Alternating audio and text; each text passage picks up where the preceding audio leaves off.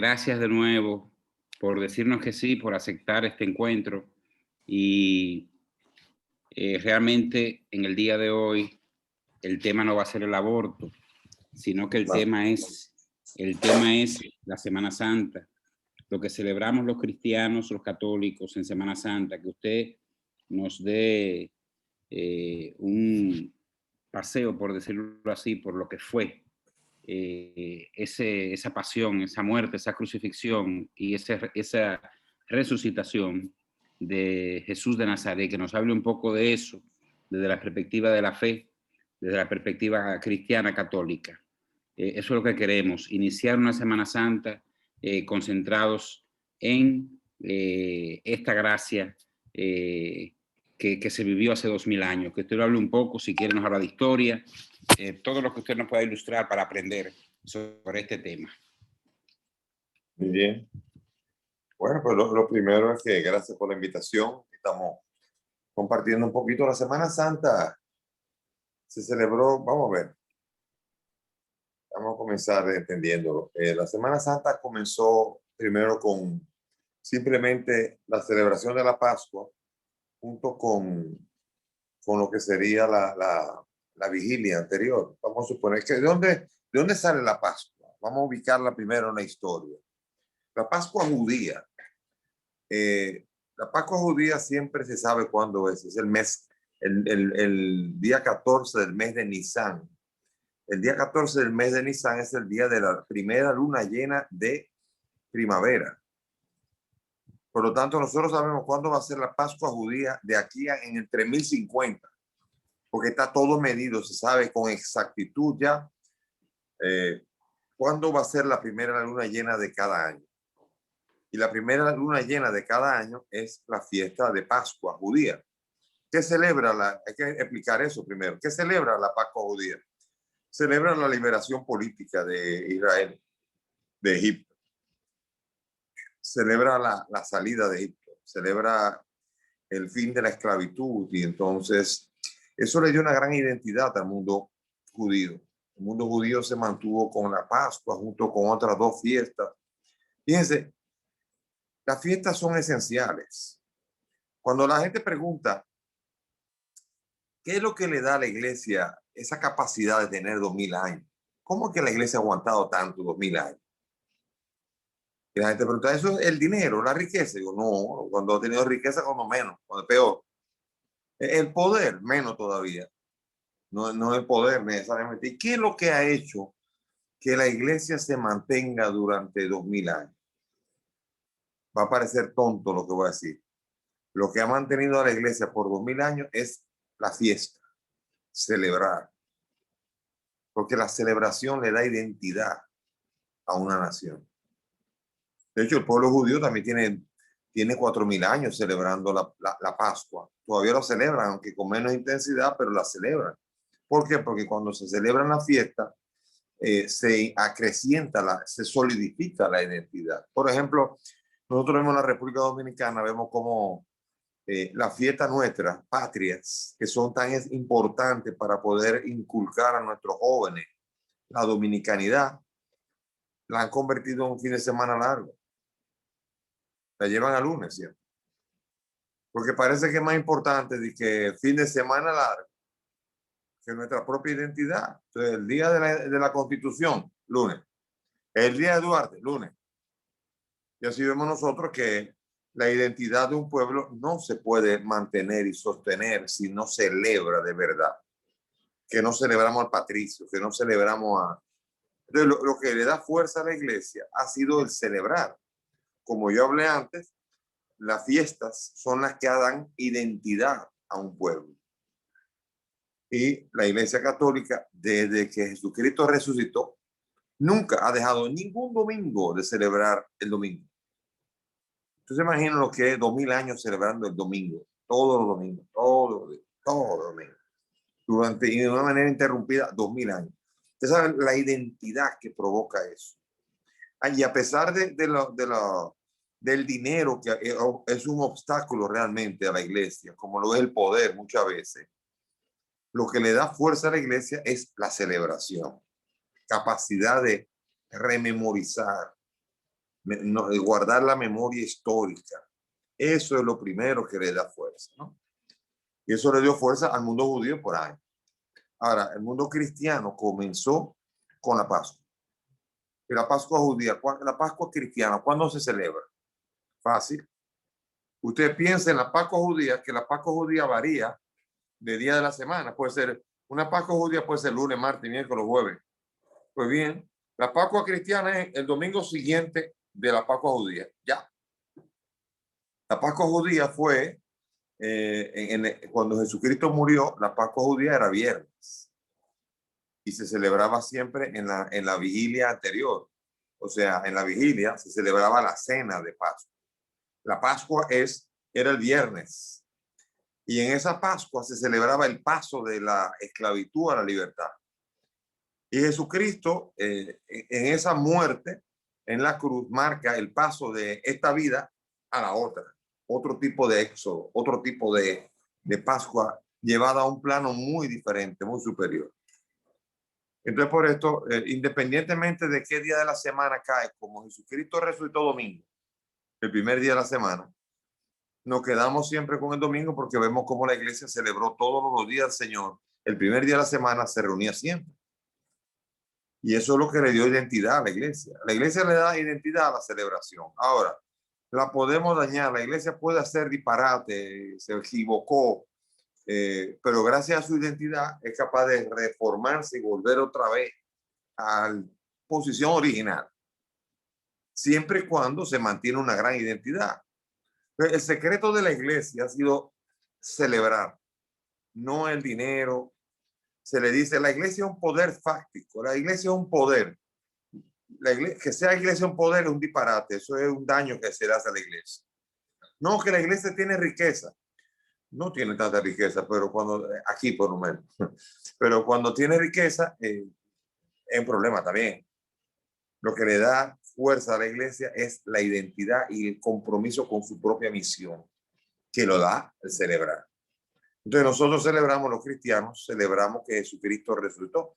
Dice Pablo en la carta a los Corintios, si Cristo no resucitó, nuestra fe es inútil.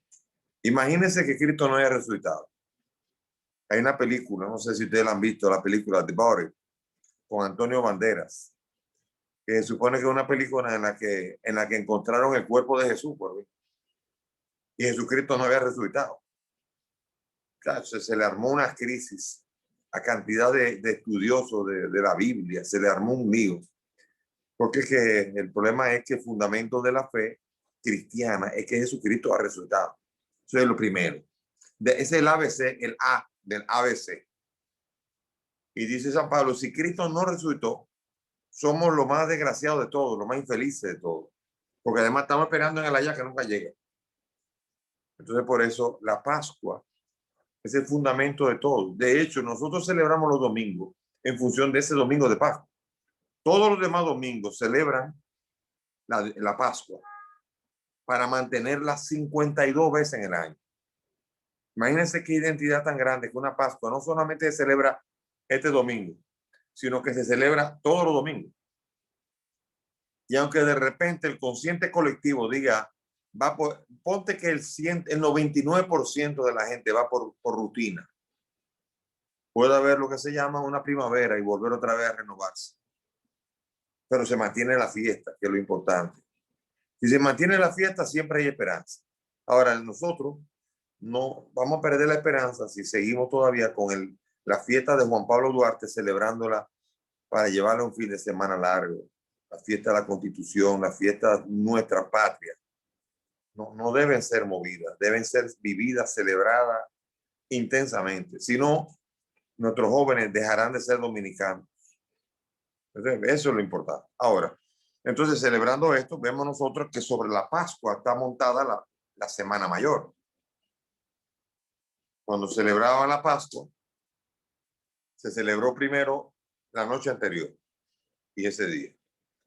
Después, con el tiempo, se pasó a 3 días. 3 días de preparación para la Pascua. Eso durante varios siglos.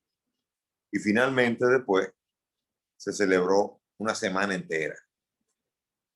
Después, siglos más tarde se fue añadiendo poco a poco los 40 días de preparación para poder preparar la Pascua. O sea que se fue extendiendo, la cuaresma se fue extendiendo hasta poder llegar a ser los 40 y pico de días que son en este momento la fiesta.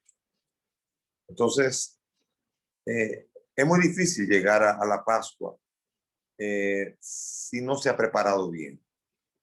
La fiesta no es de repente, vamos mañana a la Pascua. No estoy seguro si voy o si voy. Miren, hay movimientos de la iglesia, por ejemplo, el Camino Neocatecumenal, que tiene 48 días preparando esa fiesta, preparándola esa fiesta. Y cuando usted la prepara, no es lo mismo. Es como una carrera, un deportista que se prepara para una carrera. No es lo mismo un tipo que se ha preparado durante meses para esa carrera que un tigre que el día anterior dice, vamos a correr la carrera. No va a ser lo mismo. Jamás puede ser lo mismo. ¿Por qué? Porque la cosa se vive en la intensidad en la medida que se prepara, como un concierto o cualquier cosa, cualquier actividad, sino si se prepara y en la medida en que se esmera en el prepararse, hay la intensidad del evento. Y el evento de Pascua es un evento que al haber dado 40 y pico días le ayuda más a intensificar la identidad del pueblo católico. Sobre todo en este tiempo en donde es tan difícil conservar la identidad. El americano no se siente americano, el argentino se siente europeo, el dominicano se siente de Nueva York. Y vamos perdiendo así la identidad muchas veces. Corremos peligro de perder la identidad del orgullo de lo que uno es. Eso es importante, nunca perder. Y claro, y ahí vienen, por ejemplo, los ataques a la iglesia vienen tratando de minar, sacarle problemitas que ha tenido con los cuales uno sienta vergüenza en lugar de orgullo.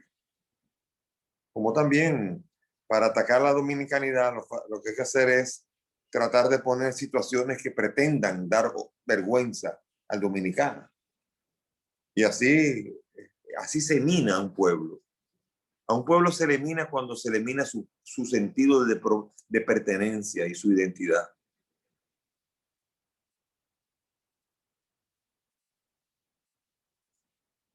Entonces, sigan con lo de Juncalito. ¿Qué pasó con los Juncalitos? No, continúe, padre, no se distraiga con eso. No, está bien. Entonces, nosotros celebramos la Pascua, que no se puede entender si no es con un encuentro con Jesús, con el Señor. Encontrarse con el Señor es una situación previa, necesaria para poder celebrar auténticamente, para que no haya violación y para que todas esas cosas, para que se viva auténticamente la fe, es necesario hacer el encuentro personal con el Señor. Eso es una necesidad. Si no se ha hecho eso, es como que usted va a una fiesta. Usted llega a su casa. Imagínese que usted no está en su casa y llega a la casa. Y de repente en su casa están con confeti, con sombreritos, celebrando una fiesta. Y ustedes, ¿qué fue lo que pasó? No, nada, estamos de fiesta. ¿Cómo que de fiesta? ¿Pero qué pasó? No, estamos de fiesta. ¿Pero pasó algo? No, nada, pero estamos de fiesta. Uno dice, ¿y esta vaina? Porque esta no es una celebración de nada. Una celebración vacía. Celebrar por celebrar sin que nada haya pasado. Y la misa misma, la celebración de la Eucaristía, se supone que es una fiesta. Y a quien no le ha pasado lo que tiene que pasar antes de ir a la misa, cuando va a la misa la encuentra aburrida, la encuentra sin sentido, sin contenido. No le ve ningún sentido. Le ve sentidos sociales, políticos, pero ningún sentido auténticamente de fiesta, que es lo que supone que es una Eucaristía.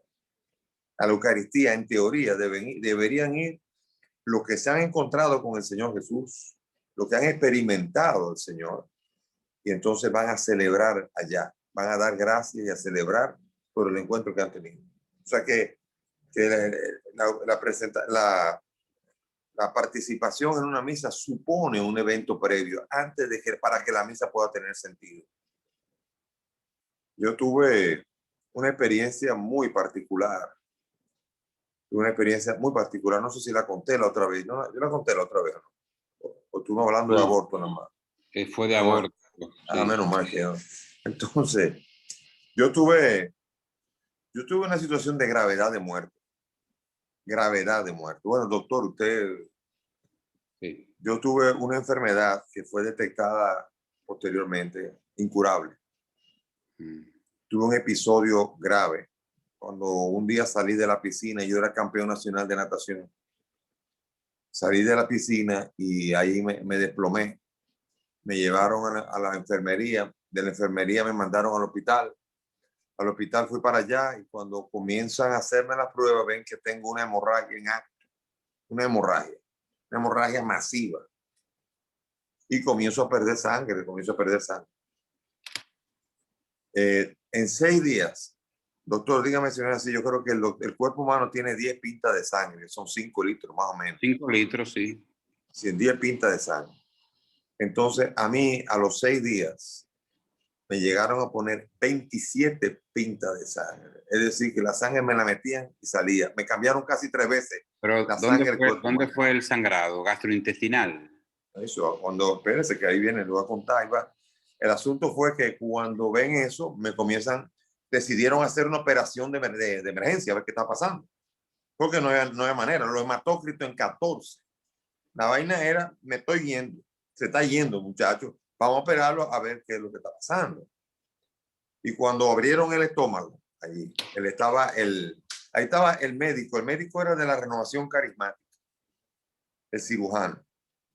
El gastroenterólogo era Freddy Íñiguez, no sé si se acuerda de Freddy Íñiguez. Ese era el gastroenterólogo. Freddy Íñiguez le ordena al médico que abra. Cuando abre el estómago, ven que desde el esófago hasta el intestino, todas las paredes del estómago estaban destruidas, desbaratadas. Salían úlceras de todas las paredes del estómago, una hemorragia en sábana completa, que la sangre salía al ritmo de los latidos del corazón, salía con el corazón, iba saliendo la sangre. Y el médico, el cirujano, le dice al gastroenterólogo, ¿qué hago? El gastroenterólogo, cierre, no hay nada que hacer, déjelo así, cerrado. Y el médico se fue. El otro médico, el cirujano, es un médico de la Renovación Carismática, él se puso a orar allí en medio de la sala de operaciones. Los demás médicos que estaban ahí y la enfermera se quedaron mirando al tipo porque eso no forma parte del protocolo de ponerse a rezar ahí. Pero él dice que Dios le habló y que Dios le dijo, este muchacho que está ahí se va a salvar. Y él antes de cerrar, introdujo la mano, estaba con guantes y estaba desarmado todavía, introdujo la mano en la pared del estómago y comenzó a rezar. Los ojos de los demás estaban como 2 platos. ¿Sí? ¿Qué está haciendo? Y él no le importó, se puso a rezar. Y cuando estaba rezando, durante los minutos en que estaba rezando, la sangre se fue deteniendo, hasta que se detuvo completamente. Cerró y abrió los ojos. ¿Cuántos años usted tenía? Yo tenía 21 años ahí, un chachito era. Y de ahí fue que inició su vocación sacerdotal. No, porque todo fue un periplo, ahí comenzó el periplo mío. Cuando al año siguiente me hacen pruebas, me detectan una enfermedad incurable. La enfermedad es curiosa, se llama hemofilia. Hemofilia, sí. La hemofilia tiene 2 tipos. Hay una, la mayoría, el 95% de la hemofilia es heredada. El 5% de las hemofilias son adquiridas por autoclonación. Yo fui al Jackson Memorial Hospital de Miami. Yo me puse en la mano del mejor médico del este de los Estados Unidos en esa época en hemofilia, que se llama el doctor William Harrington. William Harrington me atendió, me estudió y vio que tengo una hemofilia adquirida, tipo von Willebrand. Sí. Ok. Llegué aquí, perfecto. Y yo decía, bueno, ahí estoy, con hemofilia. ¿Qué vamos a hacer? Tenía el valor normal de actividad de la hemofilia, es de 50 a 200%. Yo tenía 27. O sea, una evidente deficiencia en el factor de coagulación en el 8. La hemofilia es una enfermedad por la cual la sangre necesita de 15 factores que estén en la sangre para que coagule la sangre. Si falta uno de esos, la sangre no coagula. Y eso es técnicamente una hemofilia, que falte uno de los factores de coagulación. A mí me faltaba el factor 8, que tiene que estar de 50 a 200, y yo tenía 27. Y eso ocasionó la hemorragia. Bien. Al año siguiente todavía, bueno, ahí está, y pasó el tiempo. Y entonces ocurrió algo bien extraño. En enero de 1985, sangré otra vez del estómago. Sangré el 19 de enero de 1985. Otra vez para la clínica. Entonces yo tenía a mi médico era el famoso y prestigioso doctor Norman de Castro, una eminencia. El doctor Norman de Castro, hematólogo, oncólogo, de repente cuando yo sangré, me pusieron pinta de sangre. Me pusieron 25 pintas de sangre. Ok. La hemorragia se detuvo gracias. Me aplicaron 25 ampolletas. ¡Wow! Listo, se acabó la vaina. Se frenó la hemorragia. Pero cuando frenó, entonces el médico se me acercó y me dijo, mire, doctor Norman de Castro, yo no quería asustarlo, pero yo estaba hablando con los demás hematólogos y decíamos que no había factor 8 en todo el país. Dice, mire, si algún hemofílico sangra de factor 8, vamos a tener problemas. Y estábamos hablando de eso una semana antes.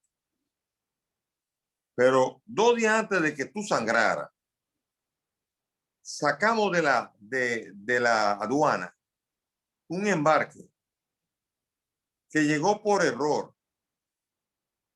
Tenía que llegar a la isla Dominica y llegó a la República Dominicana y llegó destinado a la Sociedad Hemofílica Dominicana. Y nosotros lo sacamos el 17 de enero. Eso consta en la Sociedad Hemofílica Dominicana. Lo sacamos y constaba ese embarque nada más y nada menos que de 1000 cajas de unidades de factor 8 y solamente el factor 8. 1000 cajas. Y nosotros no sabíamos qué hacer con toda esa caja.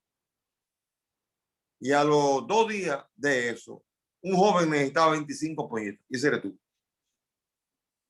¿Tú sabes cuánto vale cada ampolleta de esa? Yo, una vainita así. Cada ampolleta de esa vale $350. Imagínense, por 25. Yo casi sangro cuando me entero de ese precio. Y lo que pasa es que cada ampolleta de esa que me pusieron es el concentrado del factor 8 de 160 pintas de sangre. O sea, usted junta los factor 8 de 160 pintas de sangre y eso es lo que estaba contenido en ese frasquito. Y esos son factores de coagulación que hay que poner para subir el nivel de factor 8 y frenar la hemorragia. La hemorragia frenó. A los pocos meses tuve que ir a Miami. Y ahí fue el lío. Cuando me dijeron, llego allá al doctor Harrington y me manda a hacer 2 pruebas. Una de las pruebas es el factor 8. Y la otra prueba, en el 85, es una prueba que se estaba poniendo de moda. El VIH, la prueba de SIDA. Vamos a hacer la prueba de SIDA. Yo creía que era una vaina de rutina. Finalmente me hacen la prueba y voy para la consulta. Y el médico me dice así, el doctor Harrington, mire, el factor 8 usted sigue teniendo 27. Usted tiene una deficiencia en el factor 8. Pero le voy a decir una vaina. Cuando usted llegó aquí, yo lo hacía 100% casi seguro, un paciente de SIDA en positivo. Le voy a explicar. El 100% de los hemofílicos que han llegado a mi clínica, que han recibido factor 8, el 100% tienen la prueba de SIDA en positivo. Y en Estados Unidos entero es un 98.5% en esa época. Él me explicó una cosa, una clase de medicina. Doctor, no sé si usted sabe esa discusión, pero mire la discusión que me explicó ahora. Dice, resulta que los factores de coagulación eran potentes transmisores de la hepatitis B y que por esa razón aplicaban heat treatment, tratamiento al calor.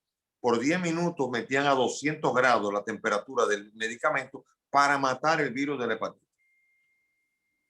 En Europa hacían tratamiento al calor. En Estados Unidos no lo hacían por miedo de que eso arruinaba la eficacia del medicamento. Resultado, también era un potente transmisor de la enfermedad del VIH. Y el calor mataba el virus del VIH. Resultado, en Europa no hubo ningún contagio por factores de coagulación durante ese tiempo. En Estados Unidos, imagínense 25 ampolletas por 160. Yo recibí 4,000 pintas de sangre concentrada en factores de coagulación. Cualquiera de esos que tenía el SIDA podía haberlo tenido, me lo había contagiado. Me dijo, usted sabe que usted es el primer paciente que tengo en mi clínica de factor 8, que ha recibido factor 8, que tiene la prueba de SIDA negativa. Ajá. Y le voy a explicar por qué. Vaya a Santo Domingo y verifique la caja que usted recibió de factor 8. Verifique cuáles son. Y usted va a ver una cosa importante. Cuando ve para allá, dice la ampolleta, dice hecho en Suiza. Fue un embarque que salió por barco en octubre y llegó el 17 de enero. Llegó desde Suiza un embarque y decía ahí, tratado al calor para matar el virus de la hepatitis. Y el doctor Harrington sabía que ahora mismo yo también era el mismo tratamiento para matar el virus de SIDA. Entonces, yo me di cuenta de una cosa importante. Yo estaba en el único país en América. Que iba a tener factor 8 limpio de SIDA. Cuando yo buscar, si yo hubiese buscado el factor 8, ¿a dónde se buscaba? A Miami o a Puerto Rico. En cualquier sitio. Y en cualquiera de esos sitios, en todos esos sitios en América, todo el factor 8 era factor de Estados Unidos, americano, que era contagiante de SIDA. Sin embargo, yo recibí por error, entre comillas, desde Suiza, un embarque que estaba limpio de SIDA. Y que porque yo estaba en República Dominicana en ese momento, yo estaba justo en el lugar adecuado, en el momento adecuado para recibir el factor 8 que me iba a permitir salir de la enfermedad sin que tuviese SIDA. Entonces pasó el tiempo y yo fui un factor 8. Ahí fue donde yo entré en la vocación sacerdotal. Y yo dije, bueno, voy a hacer un cura hemofílico, pero vamos arriba. Cuando yo entré, yo me hice muchos ahorros. Yo entré al seminario con los ahorros de lo que había ganado en mi profesión, diciendo yo voy a tener que ir pagando factores de coagulación, así que vamos arriba. Y ahorré, me saqué un montón de dinero para ahorrar, porque yo creía que iba a ser un cura hemofílico toda la vida. La hemofilia no se cura. Los factores de coagulación no cambian. El mío era 27 cuando yo tenía siempre de 50 a 200%. Ahora, en el año 88, donde yo ya era teólogo a punto de acabar, yo tuve un encuentro en Estados Unidos donde estaba un sacerdote que tenía un ministerio de sanación, tipo Emiliano Tardif. Así. Era un cura de eso que en la asamblea decía que hay una persona curándose. O sea, un tipo que tenía un carisma particular. Yo estaba en la reunión, todos los que estaban ahí eran americanos, él también era americano. Y yo recuerdo que ese me quedó mirando y me hizo así, yo voy para allá. Él no me conoce, ni ninguno de los que estaba ahí me conocía. Y él me dijo, tú tienes un problema en la sangre. Yo, sí. Y miren la pregunta que me hizo. Y ese problema que tú tienes en la sangre normalmente es heredable. Yo le dije, sí, no, el mío no era heredable, pero dije, sí, normalmente es heredable. Yo quiero orar por ti. ¿Ok? Él hizo así, me puso la mano y nada más. Estoy esperando un corrientazo, ¿no? Me puso la mano un rato, oró. ¿Ya? Pasaron varias semanas y me tocó volver a Miami. Y ahí fue el lío grande, cuando llegué a Miami otra vez. Cuando llego a Miami y me tengo que quedar de un día para otro en el hospital para hacerme chequeo. Me sacan sangre. Vinieron a sacarme sangre otra vez. Vinieron otra vez a sacarme sangre. Me sacaron sangre 8 veces. 8 veces. Yo estaba ya asustado. Porque en 8 ocasiones me sacan sangre. Y yo, aquí está pasando algo. Y al día siguiente, en la mañana, eso fue durante la noche. A la mañana siguiente se me acerca el doctor Harrington con su cabellera blanca, con su bata, ahí el expediente, Víctor Masalle. Y se me sienta en la cabecera y me dice, mire, yo no sé cómo explicarle esto. Ay, mi madre, yo estoy pensando, ¿qué es lo que me ha encontrado? Y me dice, mire, yo no sé cómo explicarle esto, pero hemos hecho en 8 ocasiones la prueba del factor 8 y no entendemos lo que está pasando. Porque en 8 ocasiones hemos medido el factor 8 y el promedio de las 8 ocasiones nos ha dado, ¿cuánto dije yo que era? De 50 a 200, ¿no? Y 27. El promedio ha dado 143. Y yo no estoy entendiendo qué es lo que está pasando. Yo necesito, se me puso de rodillas casi. Me dijo, mire, yo tengo años detrás de la enfermedad de hemofilia. Yo quisiera saber, investigar qué rayo le está pasando a usted. Porque si yo sé lo que le está pasando a usted, yo estoy en el umbral de la cura de la hemofilia. Y yo necesitaría saber. Y le quiero pedir permiso para hacerle toda clase de pruebas. Firmamos todo, está bien. Y durante 4 años, yo me convertí en el conejillo de Indias del Blood Disease Center de la Universidad de Miami. Ya 4 años. Ahí me hicieron todo tipo de pruebas, ingeniería genética, medicina nuclear, todo lo que había a disposición, me lo hicieron todo. Y había pruebas que eran bien desagradables, que yo si hubiera sabido cómo eran, no me la habría hecho. Pero durante 4 años, ese señor me hizo de todo. ¿Y cuál fue la conclusión? A los 4 años llegó finalmente y me dijo, váyase y no vuelva más hasta que no tenga un problema, porque ya yo he averiguado y se me ha escapado lo que a usted le ha pasado. Entonces yo dije, doctor, entonces yo puedo decir que soy un ex hemofílico. Él me miró y me dijo, yo nunca había oído ese término. Pero yo tengo que decir que usted tenía deficiencia en el factor de coagulación y que ahora no la tiene. Y yo digo, me parece que el dedo de alguien está aquí. Y después me enteré que era un católico de comunión incluso. Pero él dice que era el profesor Harry. Y él decía, y es posible que el caso suyo sea el único que él haya conocido en el mundo, de los pacientes que él ha visto. Sí. De hecho, está en un magazine, está en una revista científica, en su artículo. Él me pidió permiso para publicarlo y era, ¿cómo usted quiere que lo publique? Sigla correcta, BM. Sigla equivocada, HS. Nombre correcto completo, Víctor Masalle. Nombre equivocado, John Smith.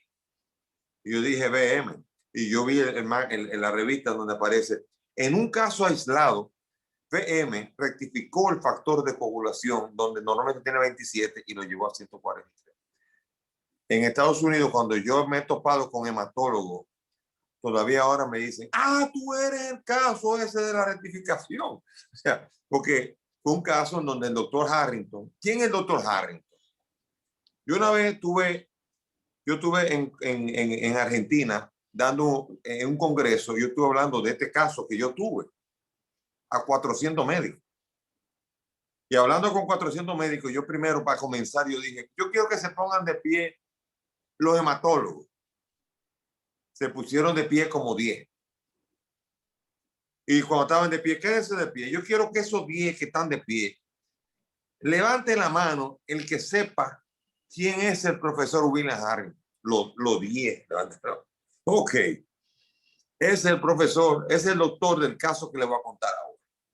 Y se quedaban, oh, el profesor Harrington. O sea que en Italia, cuando yo viví en Italia, al doctor Mandelli, la primera autoridad de Roma, de Italia, en hemofilia, yo le estoy diciendo, me está preguntando, y yo le digo, yo tuve una deficiencia en el factor de coagulación. Yo no quise decir hemofilia, sino yo tenía una deficiencia y se rectificó. En italiano me dijo, usted no sabe el disparate que acaba de decir. Y yo le dije, bueno, pero es que mi médico era el doctor Harrington. Y él dijo así, y profesor Harrington, ¿usted tiene los papeles? Yo sí lo tengo, usted me dice. ¿Usted me lo puede traer? Sí, claro. Yo le traje una copia. Y el tigre me pidió si se podía quedar con la copia.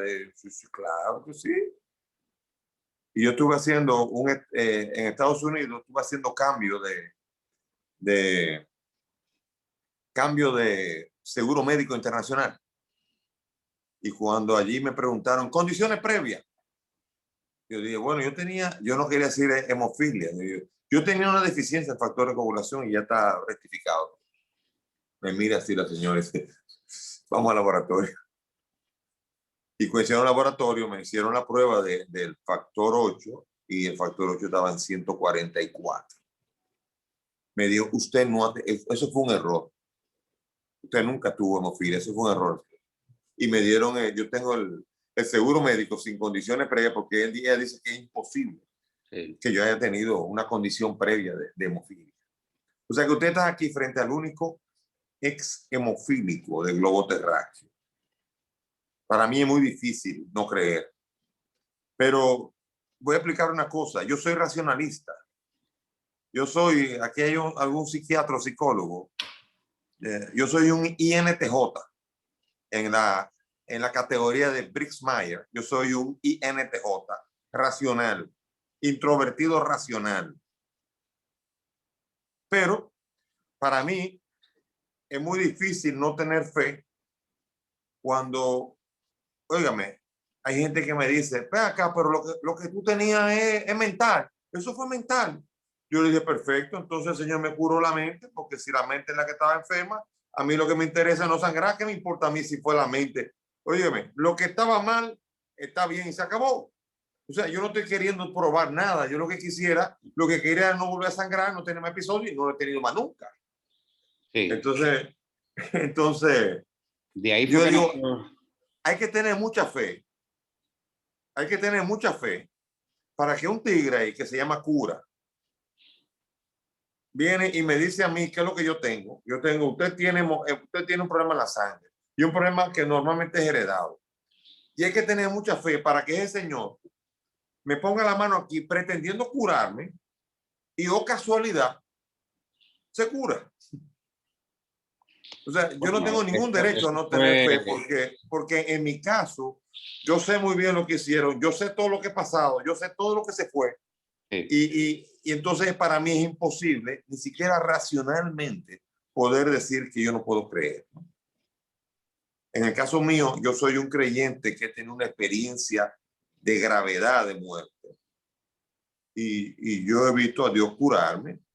Por lo tanto, cada vez que yo voy a la misa, yo voy dando gracias a ese Dios que yo me encontré y que hizo la obra en mí. O sea que para mí cada Eucaristía, cada momento de oración es muy especial porque yo sé muy bien de dónde vengo, de la enfermedad que vengo, del vuelo rasante que hice.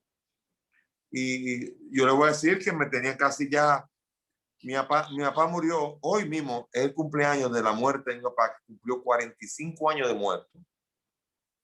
Y hubo un momento en donde en el panteón separaron, tenían la vaina separada ya yo tenía que estar metido ahí dentro. O sea, lo separaron. O sea, imagínense cuando comienzan a hablar ya de dónde lo vamos a poner, ya, una vaina de carajo. Y de allí me sacaron de ese lugar y estar así para mí es algo que es imposible no tener fe, porque es que yo sé lo que pasé, yo sé lo que viví. Yo le pregunté al médico antes de la operación. Yo le dije, doctor, yo me estoy muriendo. Y el médico hizo así, hizo. Ok. Yo me preparé, pero a los 21 años no es común estarse preparando a los 21 años, yo de estar campeón nacional con todos los éxitos, de repente, ok, arreglamos los papeles. Para mí fue una especie de ejercicio muy temprano. Usted no era religioso antes de esa enfermedad. Muy religioso, muy religioso. Sí, sí. Interesante. Para mí la Pascua significa mucho y celebrar la fe significa mucho para mí. De hecho, yo tengo en mi iPhone, yo tengo un calendario que es de mis fiestas personales. Mi fiesta personal. Yo estoy seguro que todos los que están aquí saben cuándo nacieron, ¿verdad? El día de su cumpleaños. Pero estoy seguro que la mayoría de los que está aquí, si se bautizaron, yo estoy seguro que ni tienen idea de cuándo fue que se bautizaron. No saben nada de eso. Bueno, es que el bautismo lo hacen cuando uno es bien pequeño. Ah, no, yo tenía 23 días. Pero yo celebro el bautismo. Yo hago así, mira, aquí tengo el 23 de julio. El 23 de julio yo voy a la iglesia a dar gracias porque un día me bauticé. Eso es celebrar. Y ahí tengo el día que me confirmé, y el día que me ordené, y el día que estaba grave, y el día que oraron por mí, y el día que me hicieron una prueba. Todas las cosas buenas y malas, yo lo celebro. Y para mí la vida es mucho más intensa cuando yo celebro la vida. Yo tengo también errores que yo cometí aquí. Mis errores también los celebro para recordarlo. Porque una cosa importante también es cuando uno tiene errores, no olvidarlo. Para no repetirlo. Para no repetirlo más, ¿no? O sea es decir que lo que usted ha vivido le corrobora que los milagros existen. Yo no solamente... ¿Usted ha experimentado, a través de usted ha curado a otras personas o conoce otros casos? ¿O usted ha curado a alguien?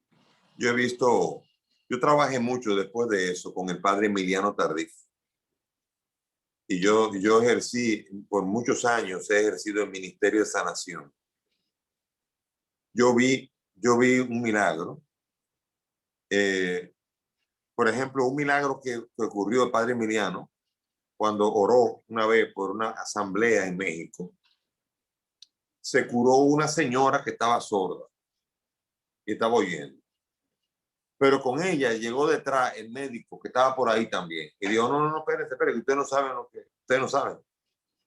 ¿Y qué fue lo que pasó? No es que es sorda. Es que esa señora no tiene tímpano. Esa señora no tiene tímpano, no puede estar oyendo porque no tiene tímpano. Le hicieron la prueba allí, o sea, esa señora oía sin tímpano. Doctor, dígame si eso es posible. Entonces ahí es donde la persona fue una curación, una cosa es la curación, porque la curación es cuando una persona tiene que, el organismo está diseñado para esto.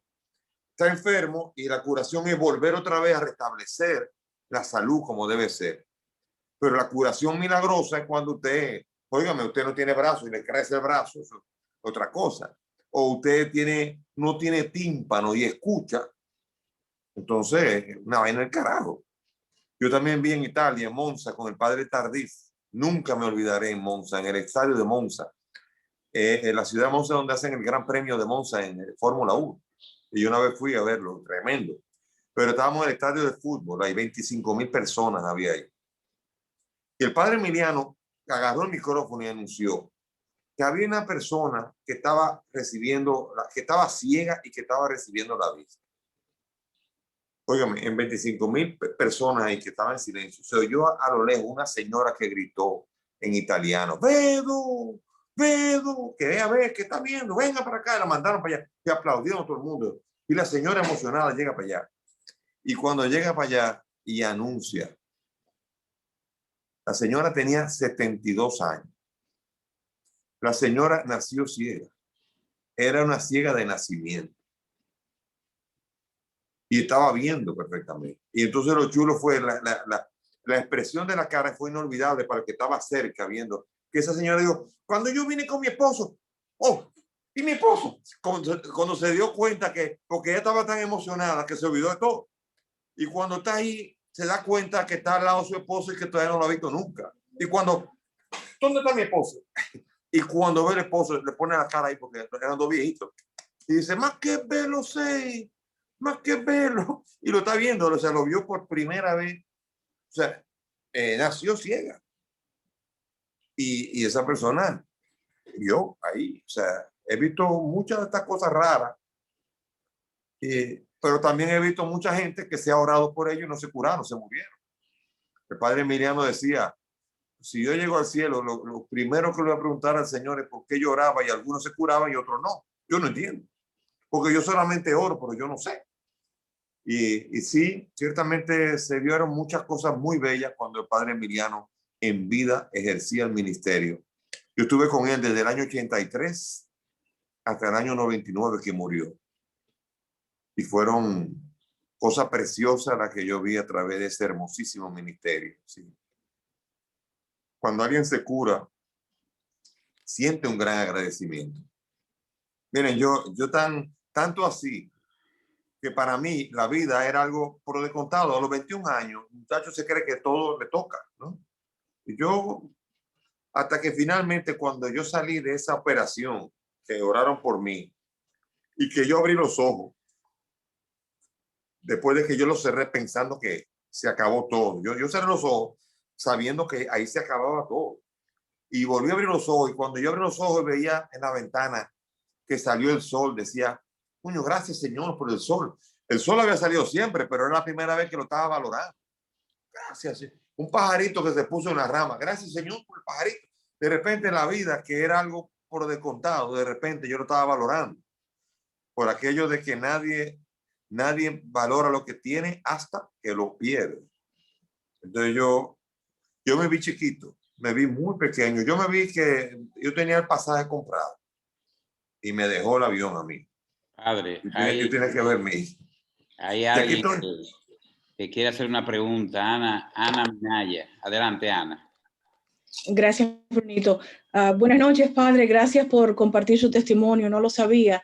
Yo también tuve la oportunidad de presenciar a través del padre Carlos Martins, que trabaja para la Santa Sede, que él oró con un paciente de cáncer en fase terminal y se curó, orando con una reliquia de María Goretti. Entonces, hasta cierto punto estoy un poco familiarizada con esas maravillas que el Señor hace. Ahora, usted hablando de la Pascua y esa alegría contagiosa, ¿cómo vivir esa eterna Pascua en estos momentos en que hasta cierto punto uno se siente como oveja sin pastor? Yo le soy sincera, yo estoy coqueteando últimamente con el rito bizantino, porque ando buscando más sacerdotes santos y menos sacerdotes diplomáticos. Yo no quiero un sacerdote que me hable bonito, yo quiero un sacerdote que me ayude a ir al cielo, un sacerdote que siga la sana doctrina y que no tenga miedo, sobre todo con todo lo que está pasando a nivel mundial.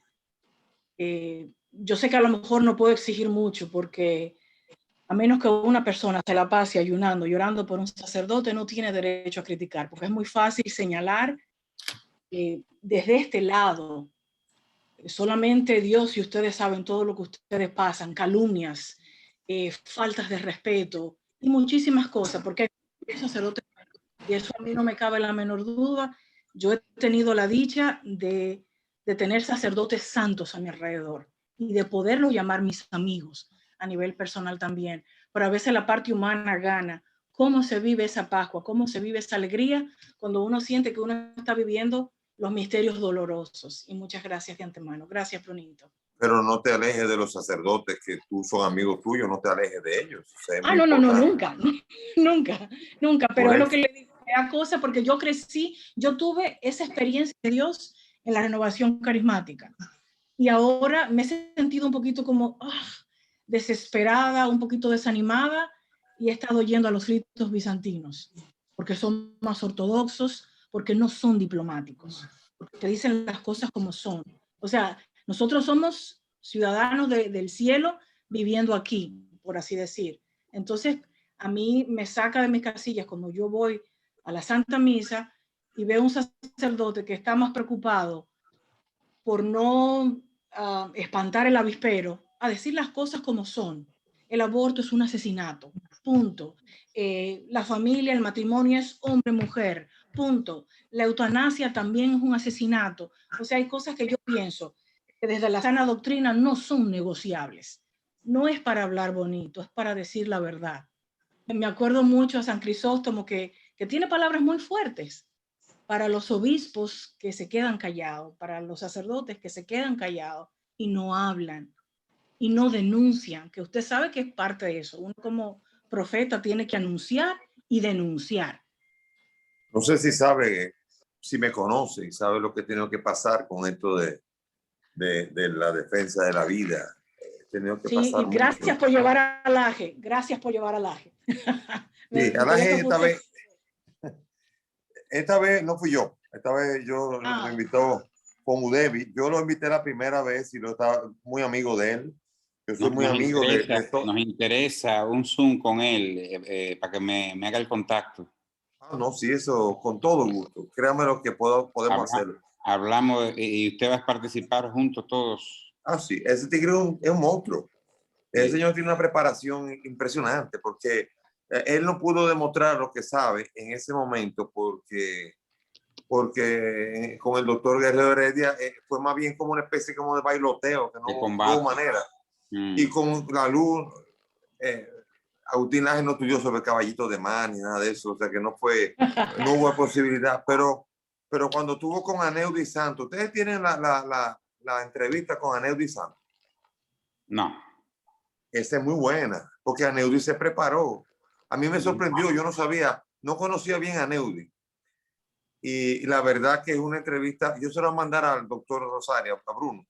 Vamos a coordinar, Víctor, vamos a coordinar para cuando se pueda, un Zoom, claro. Usted y Laje en la tertulia, los dos juntos. Claro que sí, no hay problema. Un buen amigo. Respóndale a Ana entonces que... Que me dio gracias por traer a Laje. Esta vez no lo traje yo, pero porque esta vez fue de repente, vino Damaris Patrocinio, lo encontró en Puerto Rico y lo invitó y vino para acá. Y claro, yo siempre estoy contento con que él venga. El señor es una ametralladora. Yo fui el que lo introduje aquí junto con Nicolás Márquez y lo trajimos 2 veces. Entonces, esta vez Damaris lo encontró y fue muy ad hoc porque esta es la discusión que está en tema. A mí me da mucha pena que esta discusión no se puede llevar al plano científico. Hay un artículo hoy en el Diario Libre, muy bueno, que tiene que ver, voy a decir el título, y es muy bueno, de verdad. Aquí lo tengo yo.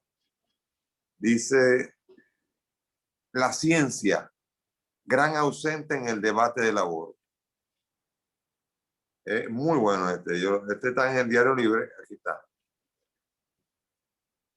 Ese es muy buen artículo de José Ricardo Taveras, que no sé quién es, pero la verdad me impresionó porque José Ricardo es de aquí de Santiago. ¿Es doctor? José Ricardo Taveras, si es el que yo conozco, es un abogado ligado al partido de Marino Vinicio Castillo. Y fue director de migración en el gobierno de Leonel Fernández cuando estaban juntos. Muy buen artículo, muy buen artículo. Yo le estoy abriendo el micrófono a una persona que dice que es ateo, pero él es muy buena persona. Él es muy buena gente. No le haga caso si ofende. Y si ofende, le cierro el micrófono. Bueno. Le cierro el micrófono si ofende. Adelante. Rafaelito Cine. Rafaelito Rodríguez. Saludos. Pero si lo conocí, me lo encontré en el otro Zoom. Sí, amiguito mío. Ese mismo. Sí, hombre. Pomerillo. Padre, buonasera. Buonasera. Buonasera. Per me, il padre Emiliano è un bugiardo più grande. Sí. Y le cuento ahora por qué.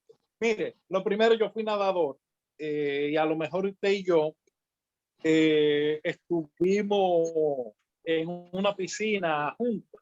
Yo tengo 52 años, es decir, calcule usted. Te llevo 7. Si estuvimos. Te llevo 7 yo años. competí. Ok, mi rival de la capital era Dimitri Fernández. Sí, mucho más jovencito. Exacto. Bueno, con ese era que yo tenía que patalear. Yo gané 100 metros pecho, torneo nacional de una vez. Bien, pero vamos a lo que importa. El tema del padre Emiliano. Qué bueno que usted lo tocó. Yo descubrí cómo funcionaban los milagros del padre Emiliano. Y ojo, Okay. en ese tiempo yo era ateo ya. Hacía rato que era ateo. Mi papá tenía cáncer de próstata.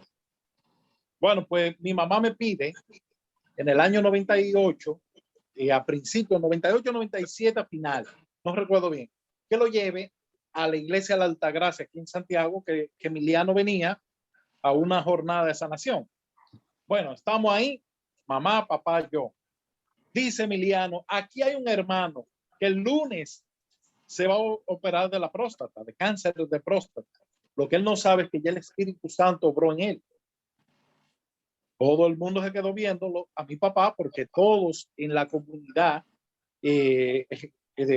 religiosa de ellos conocían su situación. Mi papá también, mi papá se emocionó y mi mamá y se pararon a dar gritos los dos.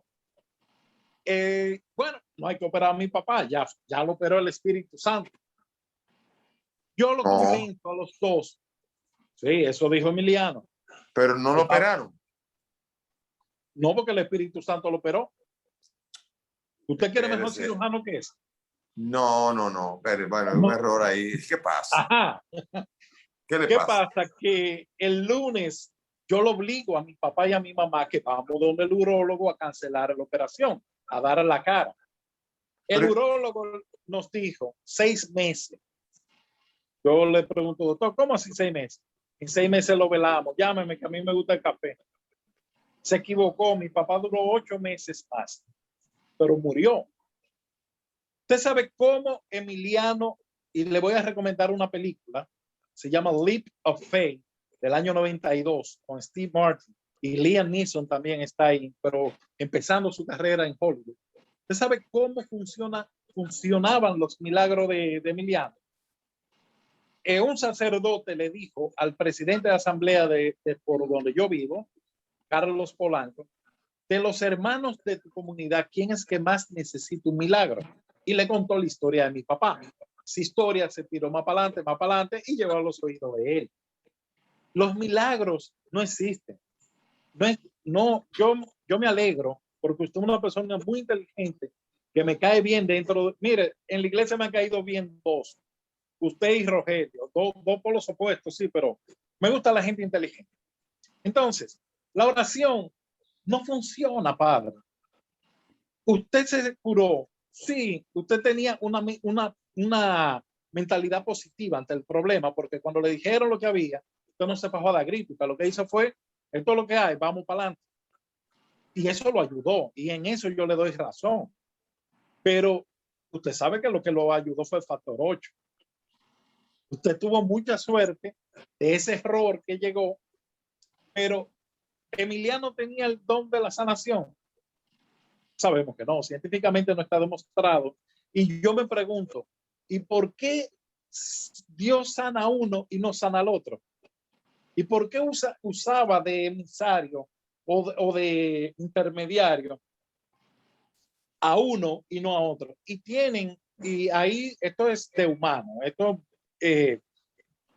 tienen la indelicadeza de decir, no, tú no tenías mucha fe, o tú eres de poca fe.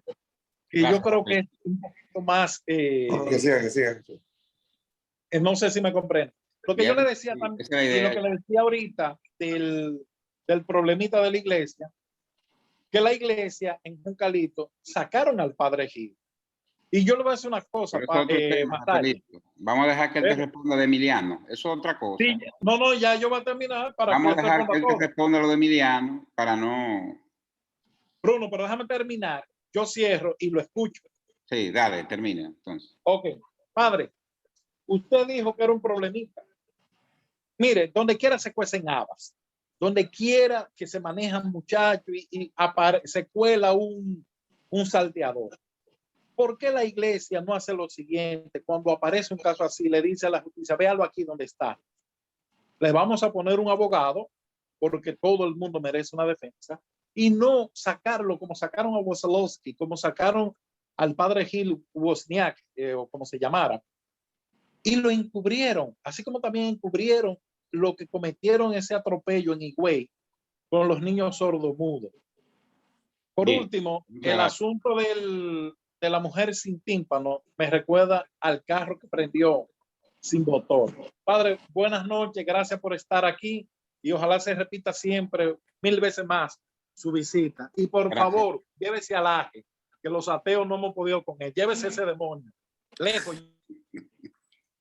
Mire, mira, no quisiera que te sintieras mal, Rafael, con lo que voy a decir ahora, pero mira, normalmente Tardif, cuando decía el Señor ha obrado, normalmente pasaba que una persona que está tomando pastillas normalmente se suponía, siempre había estado diciendo, tiene que ir al médico para que sea el médico el que certifique que está curado. O sea que no entendí la dinámica que habrá pasado en ese momento en Santiago, pero en teoría cuando él anunciaba una curación de algo, que él siempre refería al médico para que fuera el médico el que certificara, para que nadie hiciera la imprudencia de dejar una pastilla no siendo la persona que le tocara, porque si hay 2 o 3 personas que sufren de algo que no sé, entonces me preocupa de que no se haya entendido bien, de que cuando él dice que Dios ha obrado, no quiere decir que él lo operó ya de, no sé qué decir. Yo no estaba ahí. Es muy fácil hablar ahora, no sé cuántos años después, 20 y pico de años después.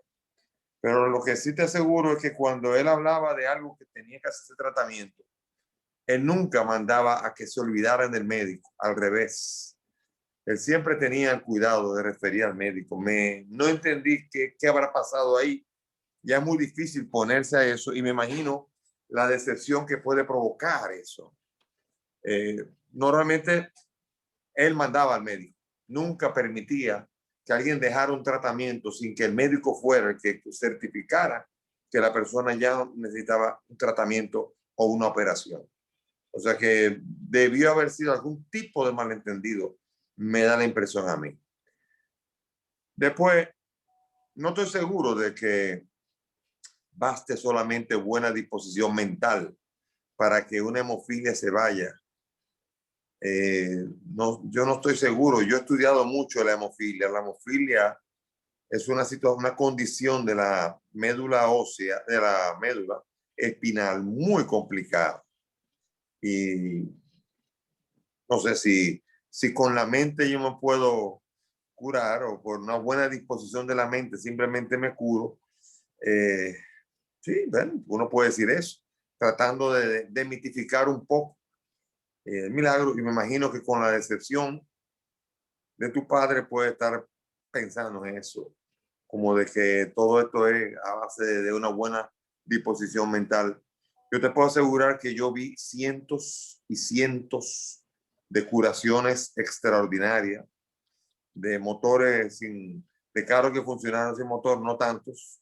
Eso fue uno que yo, pero de curaciones, te diré que yo estaba presente ahí cuando el padre Emiliano en la Casa de la Anunciación anunció que había una señora que se estaba curando de cáncer y se puso de pie un elemento que parecía un esqueleto, una señora que parecía salida de un campo de concentración judío en el 1945, de esos que así parecía. Y uno se quedaba viendo, decía, este esqueleto, pero se puso de pie.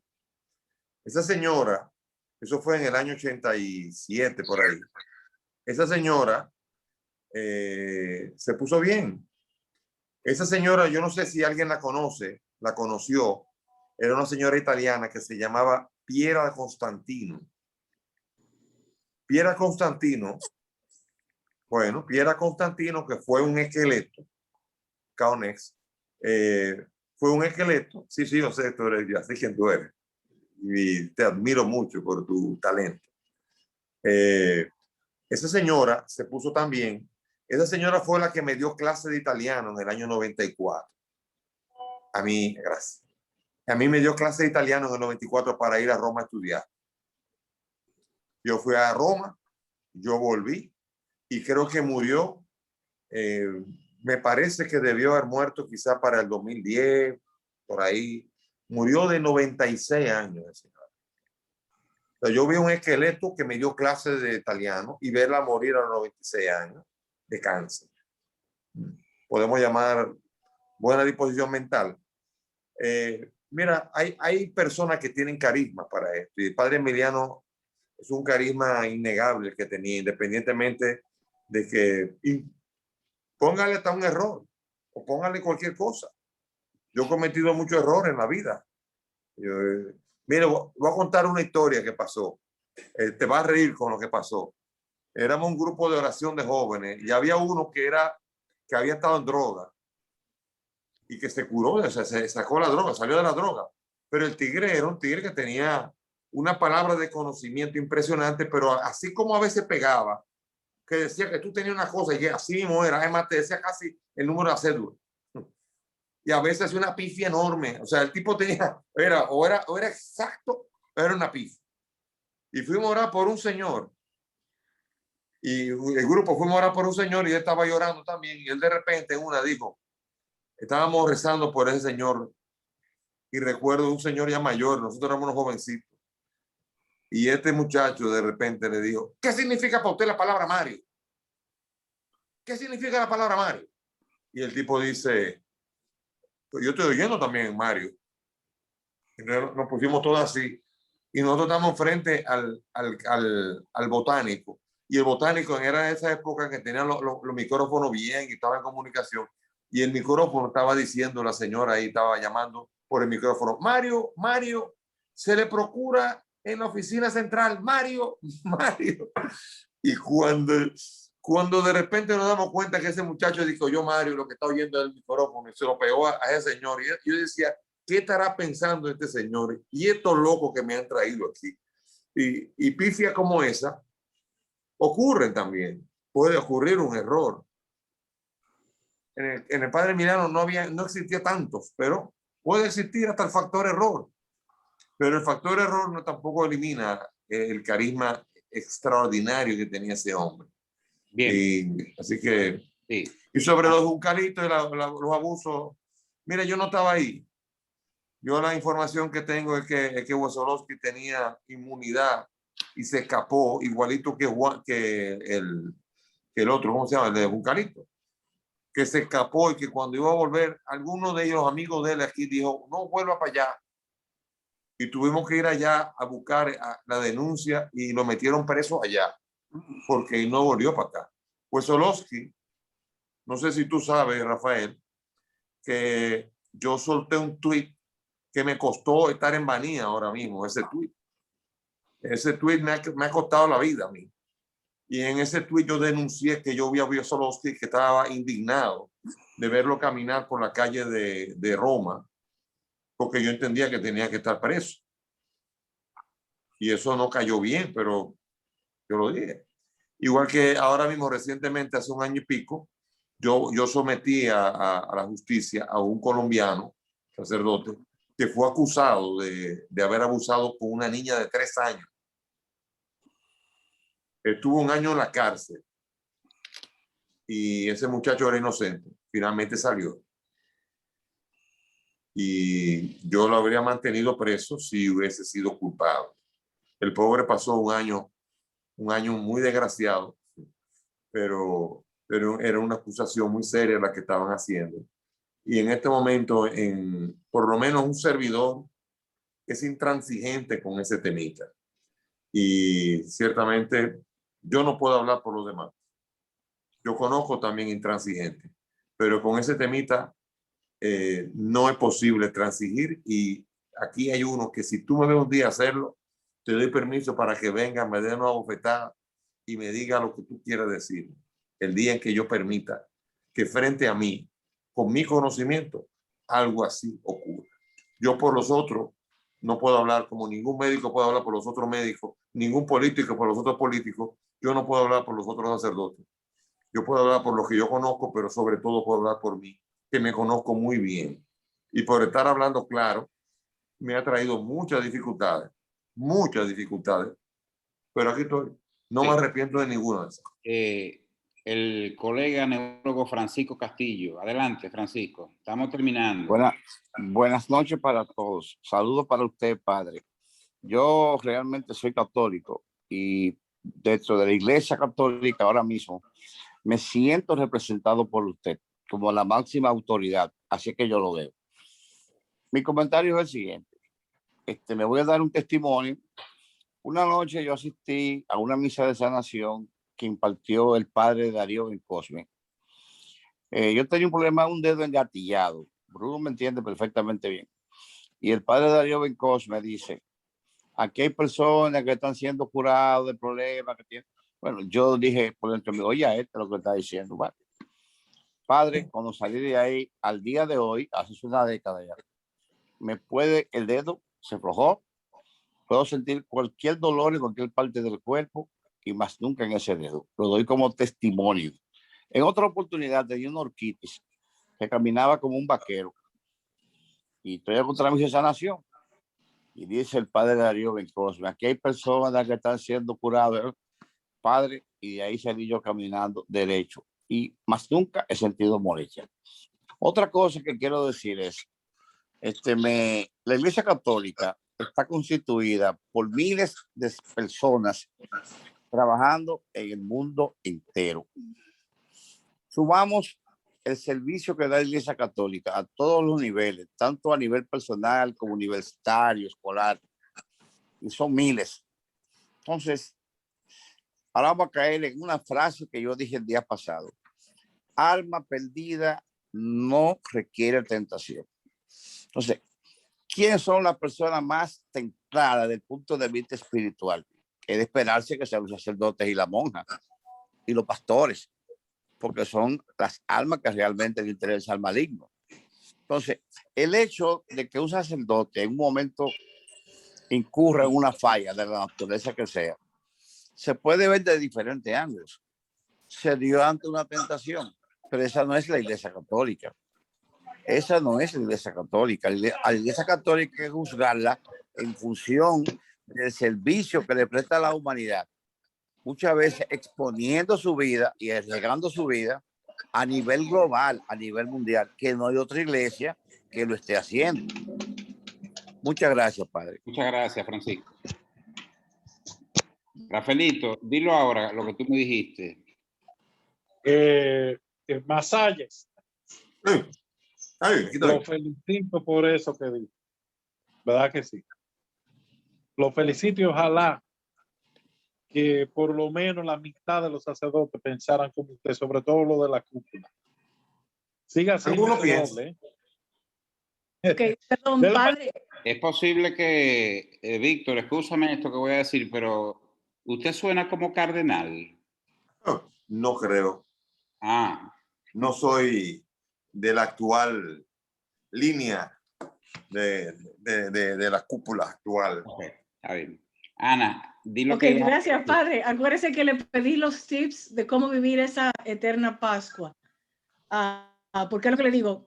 Yo soy de espiritualidad carismática, pero últimamente he estado coqueteando con el rito bizantino.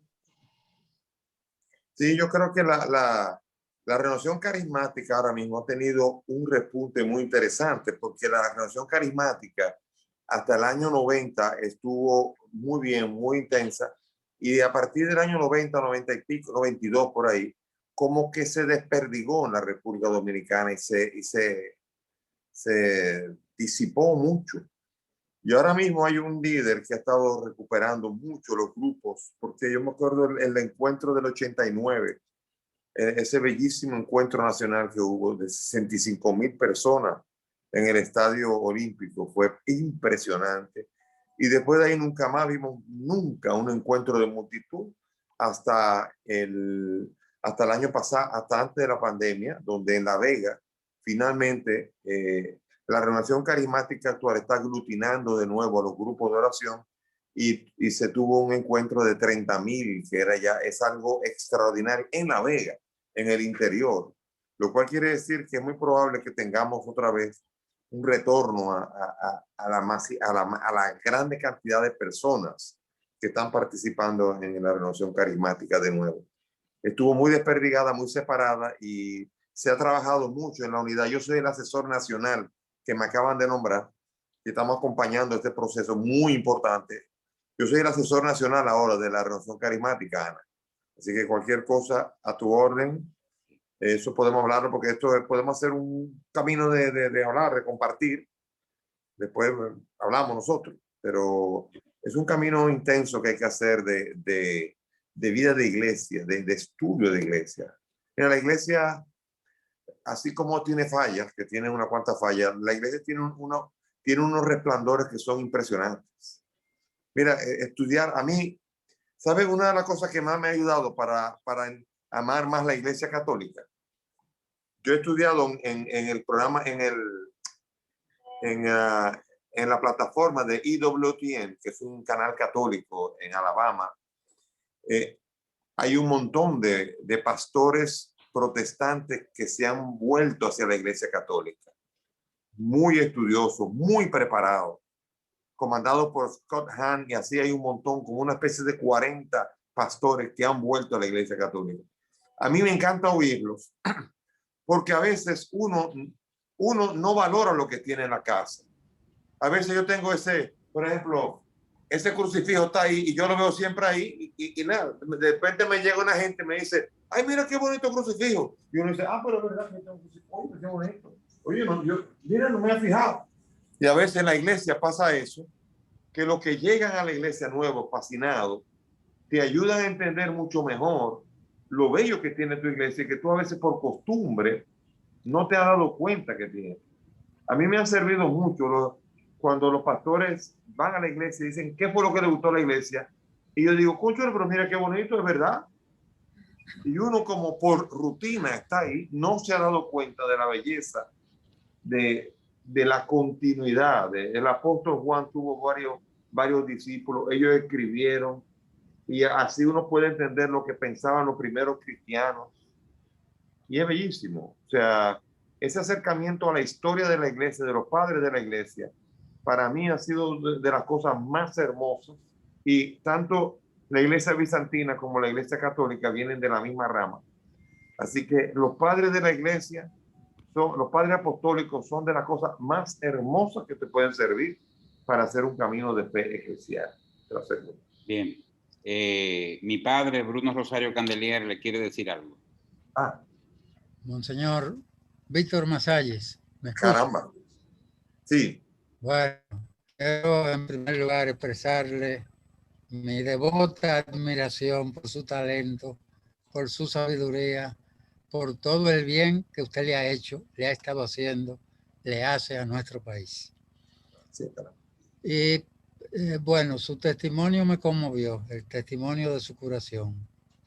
Y creo que en usted intervinieron al mismo tiempo dos factores, el factor ciencia y el factor gracia divina, sin duda alguna. Bueno, quiero también agregarle que ha habido muchas sesiones de su intervención por televisión sobre la Biblia. Es admirable la labor sacerdotal, la labor teológica que usted ha hecho explicando pasajes del Antiguo Testamento. Y no me gustaría que todo lo que usted ha dicho se pierda en el sentido de la palabra escrita. Yo sé que los sacerdotes, la iglesia, le da prioridad a la palabra oral. Y son muy pocos los sacerdotes que escriben.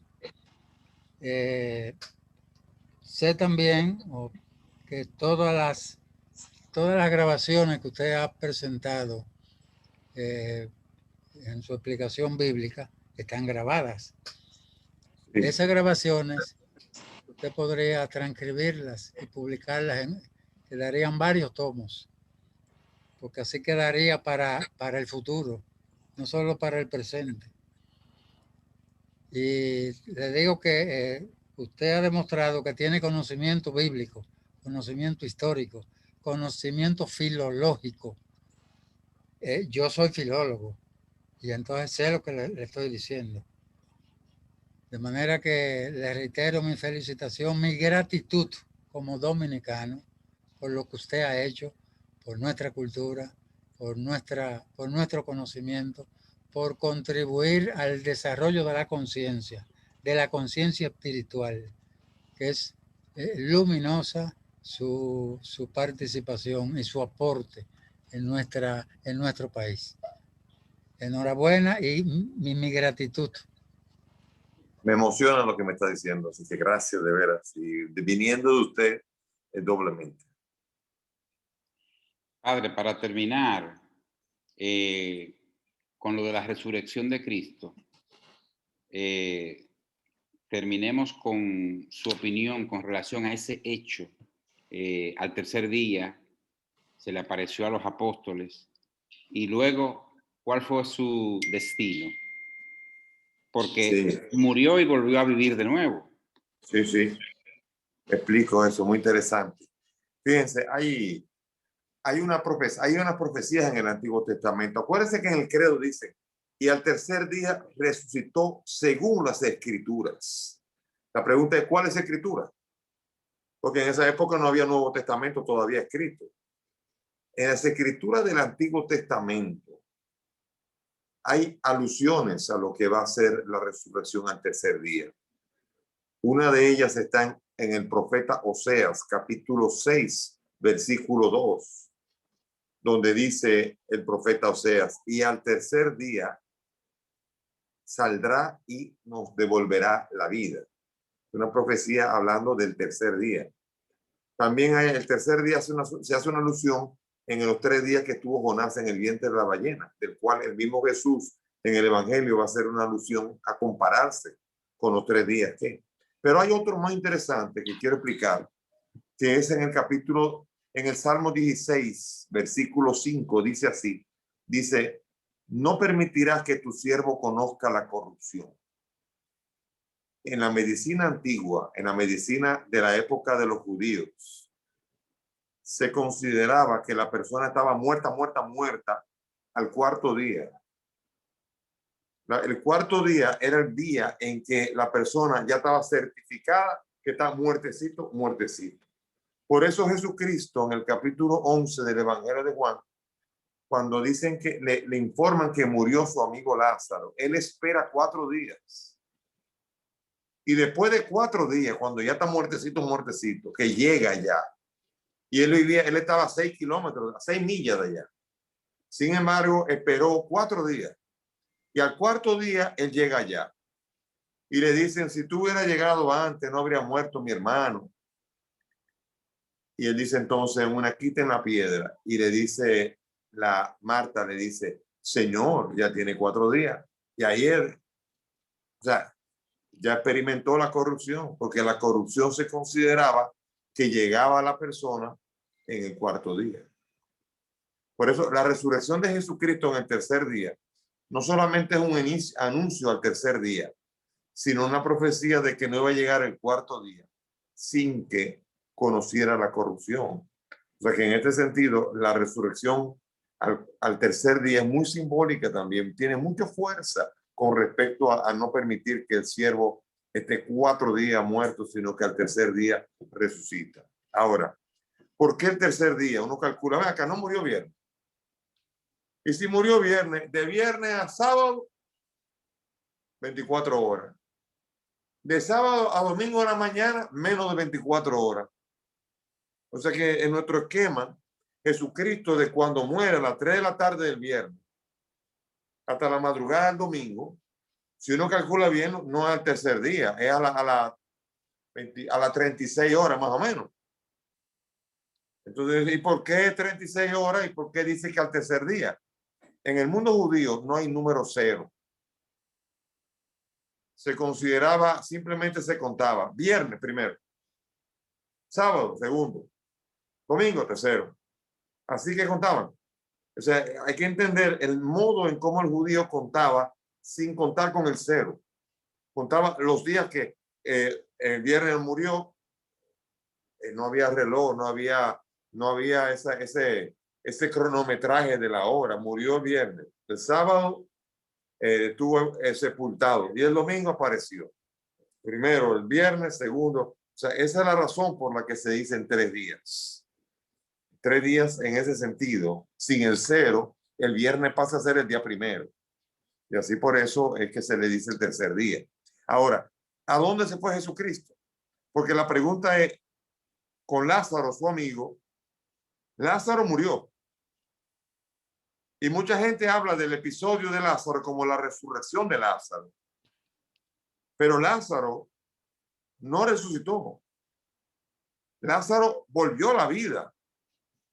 Lázaro revivió, vamos a ponerlo así. Porque la resurrección es otra cosa. La resurrección es el paso de las coordenadas espaciotemporales a las coordenadas gloriosas. El paso de lo terreno a lo glorioso, eso es resurrección. Y eso es lo que experimenta Jesús. Y eso es lo que promete Jesús a todos los que creen en él. Pero Lázaro no resucitó, por lo menos en ese momento. Lázaro seguramente murió, después murió de verdad. Lázaro, aunque él murió, pero volvió a la vida. Y eventualmente Lázaro sí habrá muerto y creyendo en Jesús habrá resucitado, que quiere decir el paso a la gloria. Entonces, es muy diferente. Cuando se habla de resurrección, se habla de una situación en la que no se puede hablar con espacio-tiempo, ni con coordenada terrena. Por ejemplo, cuando se habla en el Apocalipsis, es un símbolo, cuando se habla en el Apocalipsis de el trono celestial, allá arriba no hay un trono, porque el trono es una silla con 4 patas, donde se sienta la gente. Y sin embargo, no hay un trono. Se habla de trono para decir la exaltación en la gloria, pero se está hablando de cosas gloriosas con palabras terrenas. Y es muy difícil así. Por ejemplo, calle de oro, mar de cristal, son maneras excelsas de hablar de realidades que escapan a la posibilidad de explicarlo de una manera terrena. Por ejemplo, hay un chiste de Khalil Gibran, un chistecito que dice que había unos gatos que estaban rezando y un perro que estaba pasando por ahí se puso a brecharlo, a ver qué es lo que están rezando los gatos. Y se puso a escuchar lo que estaban rezando los gatos. Y los gatos decían, te damos gracias, Señor, porque sabemos que allá arriba en el cielo habrá muchos ratones.